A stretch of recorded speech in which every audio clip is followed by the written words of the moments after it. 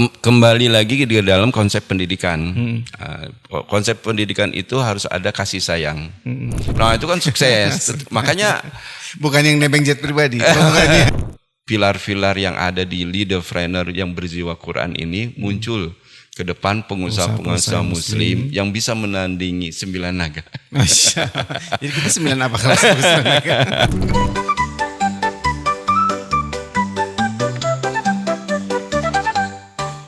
Yuk dengerin Robbani School Podcast.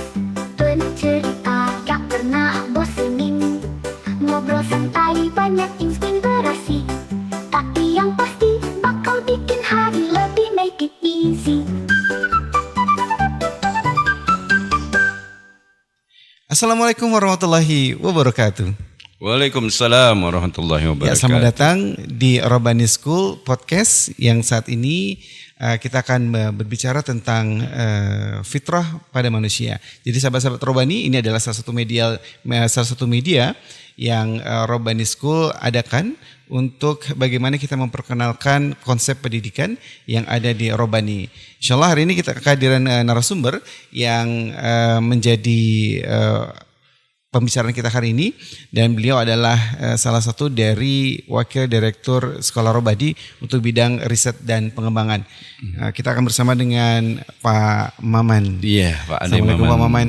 Alhamdulillah luar biasa. Sehat ya? Sehat. Alhamdulillah. Ustaz. Ya, jadi Pak Maman adalah merupakan wakil direktur bidang riset dan pengembangan yang hari ini kita akan ngobrol ya. Yeah. Ngobrol Siap. tentang konsep fitrah ya.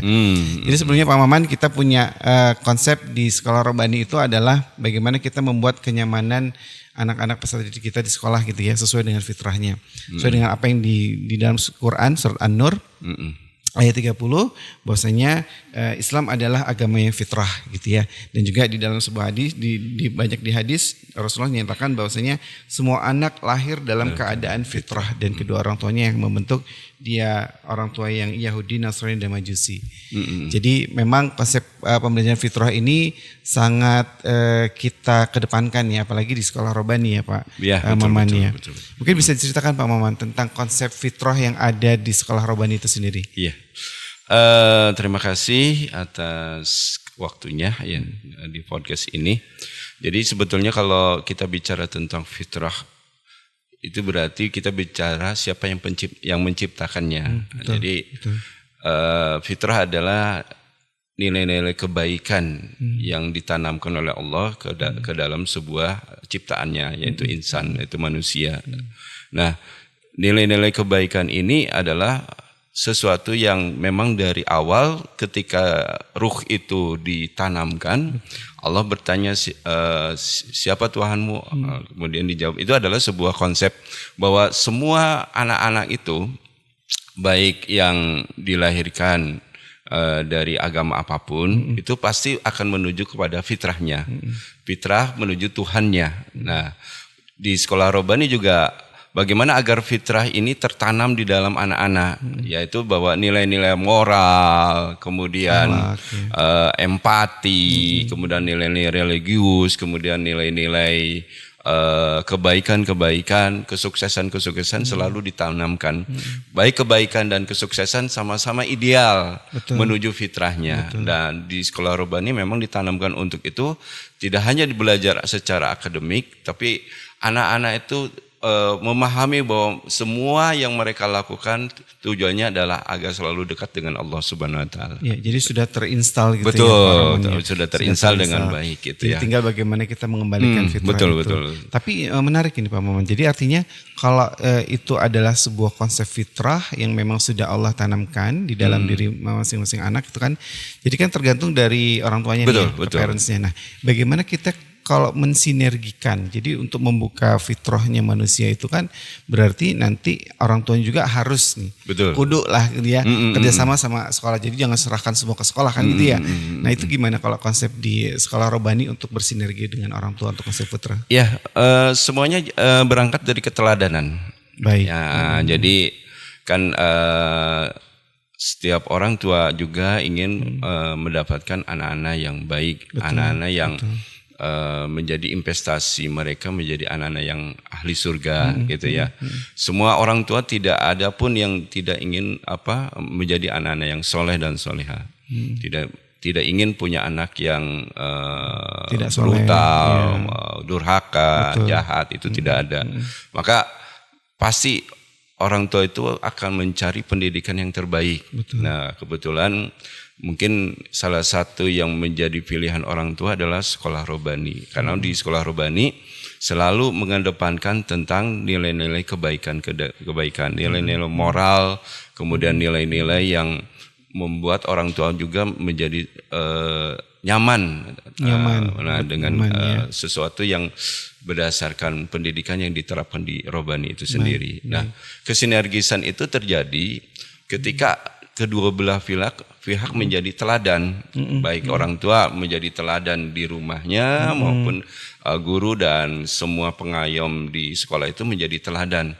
Jadi anak akan melihat apa yang dilakukan oleh orang tua dan sekolah, ya, sehingga ketika ada sesuatu yang menyimpang dari anak, nah itu antara orang tua dengan sekolah harus bersinergi, gitu, bersinergi. Karena di awalnya juga udah punya kesepakatan bersama bahwa kita punya kolaborasi untuk menjadikan anak soleh dan soleha. Ketika ada penyimpangan, anak sering marah, tantrum, kemudian berkata jelek atau apa, maka kedua belah pihak harus kembali kepada ketuhanannya.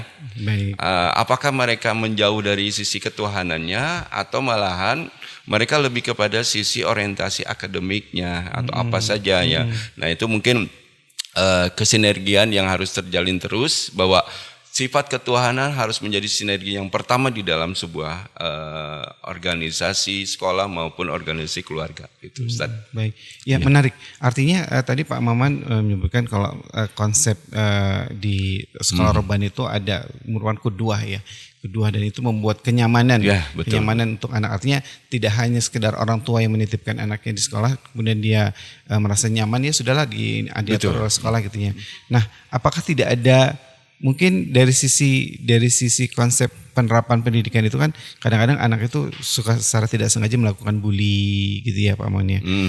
Melakukan tindakan yang menurut dia sebenarnya tidak menyakitkan, tapi mungkin menurut anak yang lain gitu ya. Itu kalau misalnya dia tidak nyaman, maka dia merasa saya dibully nih gitu. Nah, itu gimana konsep yang diterapkan oleh sekolah robani kita untuk menanggapi atau menerima tantangan seperti bullying dan lain sebagainya gitu. Gimana Pak? Ya memang bullying itu akan terjadi di mana-mana ya. Di zaman saya juga mungkin namanya usil ya dulu mah, sekarang di zaman modern sekarang bahasanya udah bullying gitu ya. Dan konotasinya konotasinya itu adalah jelek gitu ya. Ya mungkin ya kondisi saat ini ya. Ya memang kembali lagi di dalam konsep pendidikan. Konsep pendidikan itu harus ada kasih sayang, ada sebuah pendidikan dan ada dukungan yang harus terjadi. Nah, bila terjadi baik yang membullying maupun yang dibullying, itu kembali lagi sekolah dan orang tua harus secepatnya menangani ya, jangan sampai didiamkan. Karena konotasi bullying sekarang mungkin orang tua tidak semuanya menerima ya. Ada orang tua yang itu mah ada anak yang otoratif ya, wajar sajalah itu mah namanya anak-anak. Tapi ada orang tua yang otoriter. Karena memang kan ketika kita membangun sebuah Quranic parenting juga tipikal orang tuanya kan berbeda-beda. Nah, gitu ya. Nah, ada orang tua otoriter. Semuanya harus sempurna, semua termasuk disiplinnya dalam mengerjakan tugas. Nah, biasanya orang-orang tua otoriter inilah yang ketika anaknya disakiti, itu jadi merasa menghina dia juga, merasa bahwa terhina. Apa yang dia sudah lakukan itu gagal gitu, karena anaknya tidak mampu membalas gitu. Nah, disinilah yang perlunya adanya kesinergisan dalam Quranic parenting gitu juga, karena biasanya memang dibutuhkan pemahaman tentang bagaimana sih pertemanan, kemudian tanggung jawab, kemudian empati, itu harus dimunculkan makanya di dalam sebuah kurikulum tidak hanya di sisi kognitif pengetahuan, maka harus dimasukkan pilar yang kedua yaitu afektif dan moral atau psikomotoriknya gitu ya. Nah, itu harus 3 pilar ini harus menjadi keterpaduan baik di sekolah maupun di rumah. Kadang-kadang orang tua lupa itu kalau anak pulang tuh, nah tadi belajar apa, nilaimu berapa, tetapi sisi pengaruh jarang dilakukan oleh orang tua.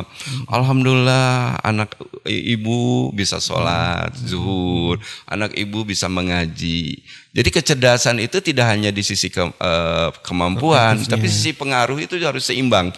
Bagian dua mata ini sama dengan konsep bullying itu muncul ketika orientasi baik di sekolah maupun di rumah lebih kepada sisi kemampuan, sehingga beban materi yang begitu padat, anak mencari perhatian, mencari sebuah pelarian bagaimana agar stressing dia itu dilimpahkan kepada sifatnya yang mendorong atau mengancam fisikal gitu ya. Nah, mungkin ini juga yang makanya di Kemendikbud jelas bahwa tujuan dari pendidikan adalah meningkatkan iman dan takwa agar terjadi generasi yang optimal. Optimal itu seluruhnya, baik sisi pengetahuan, afektif dan sisi psikomotor itu teramu di dalam sebuah pendidikan, baik di rumah maupun di sekolah. Insya Allah kalau ketiga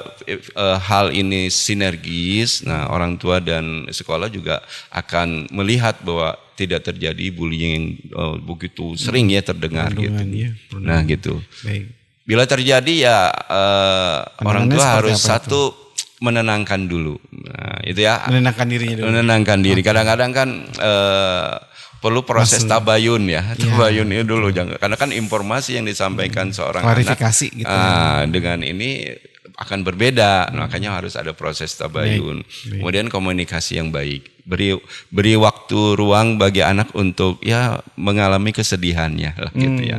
Kadang-kadang kan orang tua melihat anak nangis itu langsung diintervensi, padahal kan harus dibiarkan dulu dia merasakan bagaimana yang namanya kesakitan, kesedihan, kegagalan, atau dijauhi teman, diolok-olok teman. Nah, peran orang tua adalah bagaimana mendukung agar hal-hal yang disedihkan itu bisa dialihkan. Nah, gitu. Dialihkan gitu. Wah, betul. Menarik ya. Jadi buat sobat-sobat podcast Robani School, bahwasanya memang konsep untuk parenting Quranik itu tidak hanya ke anak-anaknya ya, tapi juga orang tuanya. Betul. Juga harus kita sebagai orang tua pembelajar juga. Betul. Oke, baik. Mungkin ini saatnya kita ke panggil BK. Kita baca komentar. Oh iya, baca komentar. Oke, sebentar ya. Oke, mungkin Pak Maman boleh mengambil satu? Iya. Ya, Pak Maman dipanggil BK gitu ya. Kayak arisan ya. Iya. Oke, coba ini adalah pertanyaan dari sahabat-sahabat Robani School Podcast. Kita akan bacakan. Oke, baik. Di sini ada pertanyaan, Pak. Saya Rudi pengen tanya terkait pendapatnya Pak Maman nih. Atau jika diberikan 2 pilihan, Pak, untuk lebih baik mendidik anak menjadi baik atau menjadi sukses, kira-kira seperti apa, Pak? Jadi baik dulu atau menjadi sukses tuh bersamaan atau gimana? Silakan, Pak. Ini pertanyaan yang luar biasa. Menarik ya. Karena keduanya ideal. Keduanya ideal. Ideal. Ini sudah Bapak jelaskan ya. Ya, antara jadi sukses dan setiap orang manusia juga ingin menjadi baik tapi sukses. Ya, jadi tidak hanya dari sisi, kalau baik kan di sisi moral ya, nilai-nilai moral yang distimulun dari kejujuran, empati, integritas, itu kan nilai-nilai kebaikan yang harus ditanamkan kepada anak-anak kita. Kemudian kepedulian sosial. Kepedulian sosial juga adalah sebuah stimulun yang menuju anak-anak menjadi baik. Bagaimana hubungan mereka di masyarakat? Kadang-kadang kan orang tua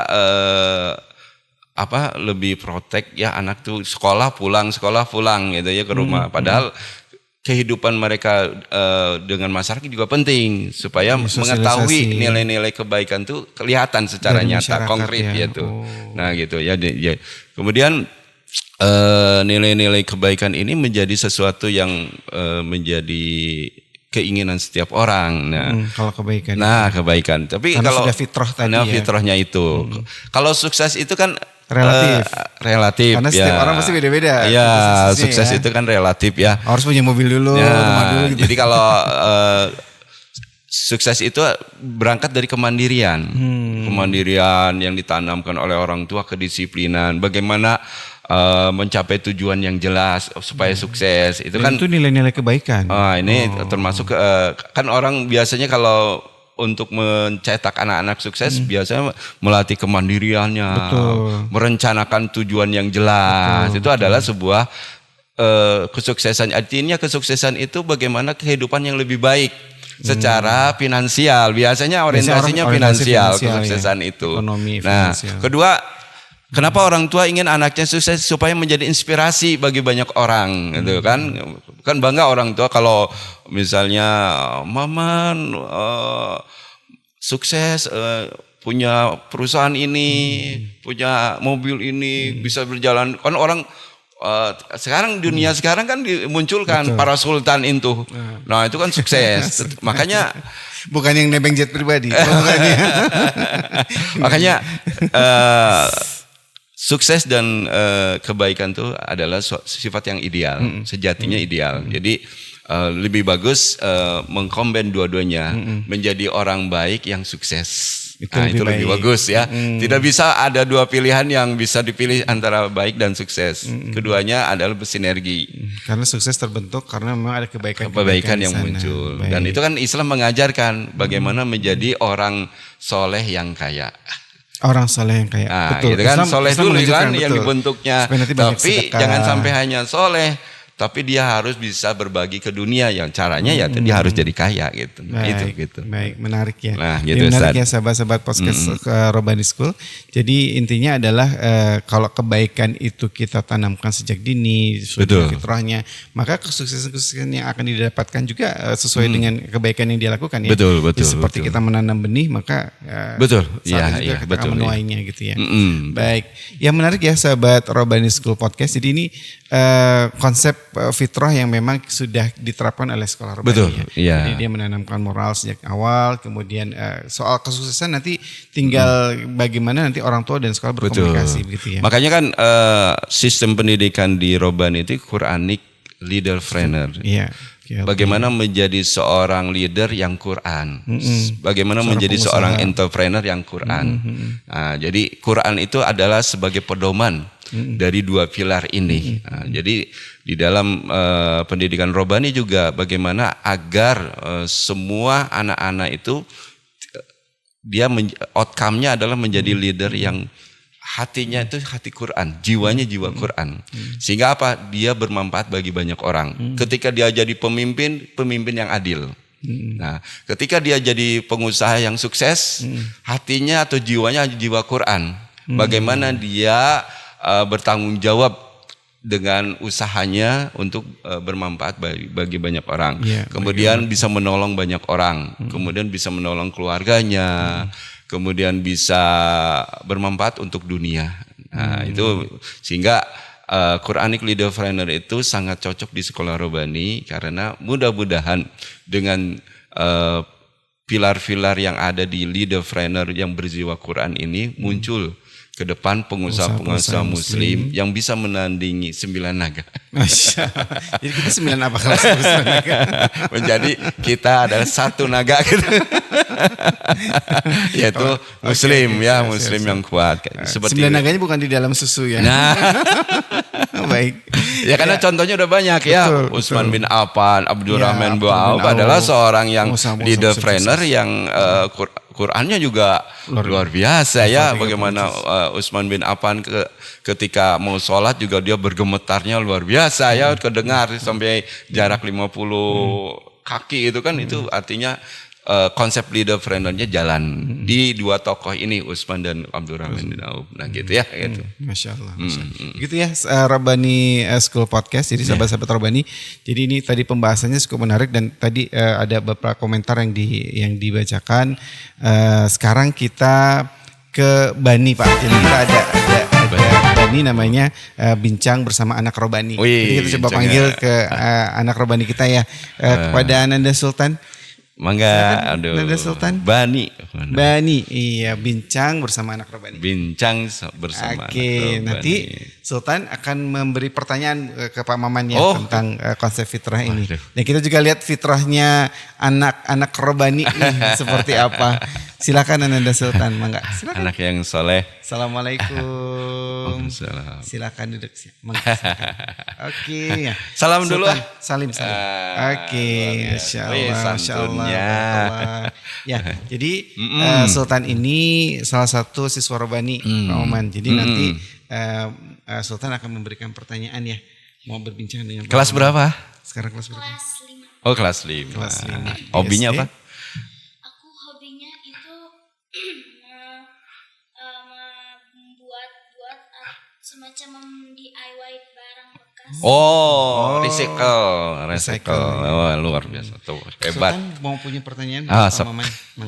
Pak, kan tadi saya mendengar cerita Bapak.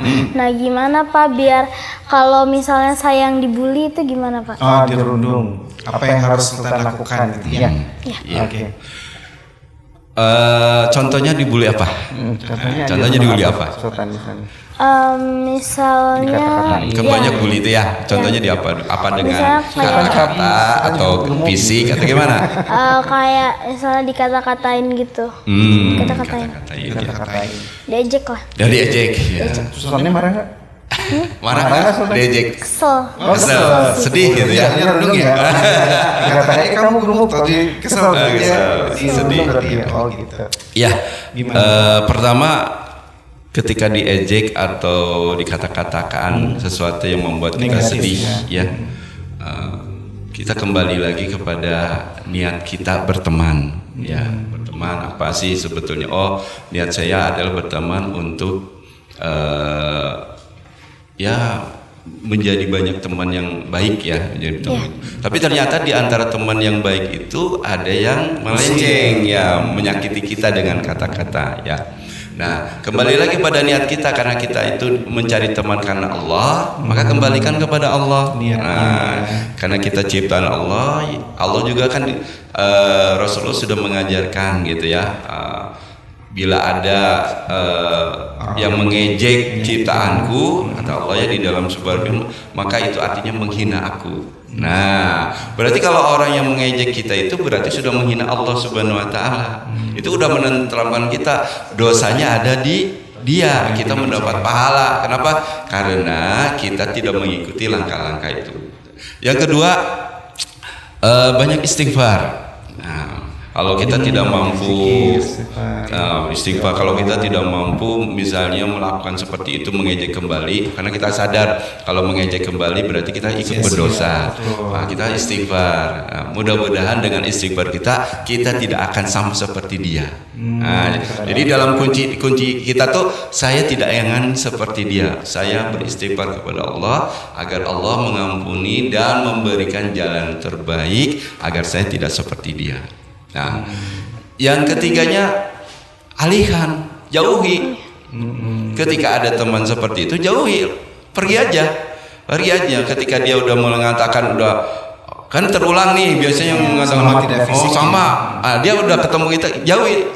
Menghindar bukan artinya kita sombong, menghindar agar kita tidak ikut berdosa juga. Kan udah tahu bahwa dia itu melakukan sebuah kesalahan, tapi kita mendekatinya. Dan akhirnya yang terjadi mengejek kembali. Nah, berarti kita mendekati agar sesuatu itu terjadi kesalahan-kesalahan. Kita menghindar. Ketika akhirnya dia sadar, kok Sultan menghindar saya. Wah, saya rugi dong berteman, tidak lagi bisa berteman dengan Sultan. Akhirnya dia sadar, karena dia punya fitrah. Apapun yang dia lakukan, dia merasa bersalah. Pasti, karena di dalamnya ada kebaikan. Setiap orang yang melakukan dosa, kesalahan, pasti ujung-ujungnya ada penyesalan. Nah, jadi ketika udah ini dia akan kembali. Nah, yang keempatnya sultan tetap menghormati dan menghargainya. Ya, ucapkan salam, biasa aja, ramah, doakan. Ketika dia ketemu tanpa sadar dia mengejek, kamu genet, ya Allah. Mudah-mudahan apa yang kamu ucapkan itu Allah memberkahi dengan perkataan yang baik. Nah, jadi kalau ketemu ya udah menghindar dia berusaha. Nah, kita sering mendoakan. Saya doakan kamu menjadi anak yang baik. Nah, saya doakan Allah tidak murka kepadamu. Nah, akhirnya dia sadar karena ketika dia berbuat kesalahan atau membuli yang dia ujung-ujungnya dia tidak hanya sultan sedih, dia punya penyesalan. Kayak Pak Maman kalau melakukan dosa pasti punya penyesalan. Nah, meninggalkan sholat bukan bullying. Aduh, menyesalnya karena kita penciptaan Allah. Nah, begitu sultan. Ya. Yang pertama tadi apa? Ikhlaskan. Yang kedua banyak zikir, istighfar. Yang ketiga jangan marah. Menghindar. Ingat nggak apa hadisnya? La taqdab Walakal jangan. Nah, gitu. Menghindar. Janganlah kalau marah. Kalau misalnya marah gimana? Kita harus ngapain? Kalau kita berdiri, duduk. Kalau duduk masih marah, kesel, berbaring. Jangan nanti tidur. Makanya kita ambil dibiasakan berwudu. Ya, karena kalau udah berwudu yang negatif dan didoakan. Nah, gitu ya, sultan ya. Ada lagi? Aku ada pertanyaan lagi. Gimana caranya supaya misalnya sultan nggak terseret jadi yang perundungnya atau pembulinya? Tadi yang misalnya dia dirundung, akhirnya saya jadi perundung ini tadi ya. Ini jelaskan lagi Pak. Supaya nggak jadi perundung. Ya, yang pertama ya, kalau saya menyakiti orang lain berarti saya rugi. Nah, kan tadi yang menyakitin juga menyesal. Nah, kalau saya melakukan juga saya menyesal, rugi. Saya rugi dijauhi oleh teman-teman. Amal baik kita jadi dosa. Yang kedua dosa. Nah, nanti kalau saya melakukan seperti dia, saya berdosa. Berarti sama dong saya dengan dia. Nah, berarti kita mencontoh yang jelek. Padahal kita contoh yang teman kita yang lebih baik. Kan banyak teman kita yang lebih baik daripada dia. Nah, itu ya. Yang ketiga, ingat sama Allah. Sering-seringlah. Karena yang namanya setan ya, selalu mempengaruhi. Ayo dong lakukan. Apalagi ada hawa nafsu ya. Hawa nafsu dipengaruhi oleh setan. Ayo, kamu juga harus bisa seperti itu. Kamu juga jagoan. Nah, ingat, setan itu akan berlari atau hawa nafsu kita satu dengan auzubillahi minasyaitonirrajim. Ta'uz. Ya Allah, jauhi langkah-langkah setan, gitu ya, mudah-mudahan. Jadi ingat bahwa kita mah ingin menjadi kebanggaan ayah ibu, maka jadilah anak-anak yang baik kepada siapapun. Jangan mengikuti contoh-contoh yang jelek. Gitu ya. Kalau kita berbuat kejahatan tuh kita rasanya nanti khawatir, menyesal. Kalau kita masih jadi perundung tuh biasanya kita nanti khawatir, deg-degan dan lain sebagainya. Lebih baik kita istighfar dan jangan sampai jadi perundung lagi. Iya, dan dijauhi teman nantinya biasanya. Kan rugi ya. Nah, mulai tenang. Terima kasih Sultan ya sudah hadir di podcast Sekolah Robani. Mudah-mudahan nanti Sultan belajar yang lebih rajin. Mudah-mudahan tidak jadi perundung ya. Terima kasih Sultan. Terima kasih Sultan. Luar biasa. Ya. Ya, alhamdulillah Pak. Jadi luar biasa. Jadi perbincangan kita hari ini dengan konsep fitrah bahwasanya dari Robani sendiri memang sudah ada konsep fitrah seperti itu. Apalagi dengan Quran leaderpreneurnya. Yang kemudian tadi ada komentar yang menyatakan bahwasanya lebih dulu mana nih kebaikan atau kesuksesan? Ya, kesuksesan itu kita dapat kalau kebaikan sudah kita terapkan. Dan tadi bincang dengan Bani dengan Sultan juga gimana caranya supaya tidak jadi perundung atau kita dirundung, bagaimana sikap kita. Nah, mungkin yang terakhir nih Pak Maman, sebelum kita tutup, jadi kita pengen dengarkan lagi kesimpulan atau kata-kata penutup nih dari Pak Maman untuk para sahabat-sahabat Robani podcast kita. Silakan. Ya, pertama kita sebagai orang tua, ya kan orang tua itu tidak boleh bermodal nekat. Betul. Nah, bonek ya, orang tua bonek ya gitu ya. Karena apa yang dilahirkan atau diasuh dan dirawat kita adalah karya Maha Pencipta. Nah, maka harus ada kesungguhan dalam mendidik fitrah ini. Betul. Tidak bisa kita hanya tahu teori fitrah tapi kesungguhannya tidak terjadi. Jadi harus ada kesungguhan bagaimana kasih sayangnya, dukungannya, baik secara jasmani dan rohani. Kalau di dunia psikologi dan psikologi. Supaya apa? Kedua dimensi ini jalan. Nah, orang tua kadang-kadang tidak sungguh-sungguh di dimensi ruhaninya, tapi lebih dimensi jasmaninya, psikologinya. Padahal psikologi itu penting karena tadi tumbuh dan berkembang itu berdasarkan pengetahuan, sikap dan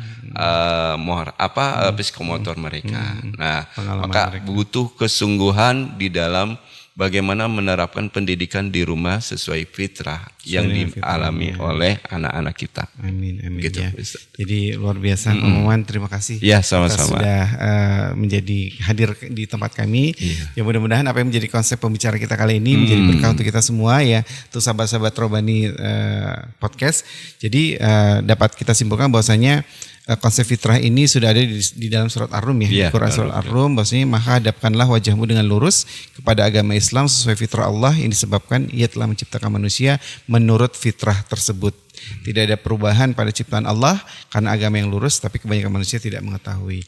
Baik, demikian sahabat-sahabat Robani Podcast. Jadi mudah-mudahan ini menjadi tonggak atau awal bagaimana kita kembali ke fitrah, dan kita sebagai orang tua, sebagai pendidik juga merasa bahwasanya konsep fitrah ini menjadi konsep dasar atau fundamental kita untuk mendidik di anak di masa yang akan datang. Gitu ya. Betul. Konsep kesuksesan, kebaikan yang akan kita dapatkan adalah konsep bagaimana kita menanam konsep-konsep tersebut di saat ini, gitu ya. Baik, demikian podcast kita kali ini. Mudah-mudahan kita akan membahas di topik-topik selanjutnya yang lebih menarik. Ada KLP, tentang KLP Sekolah Robani, dan juga ada tentang bagaimana pendidikan berbasis game. Nah, ini akan sangat menarik sekali nanti di pertemuan berikutnya.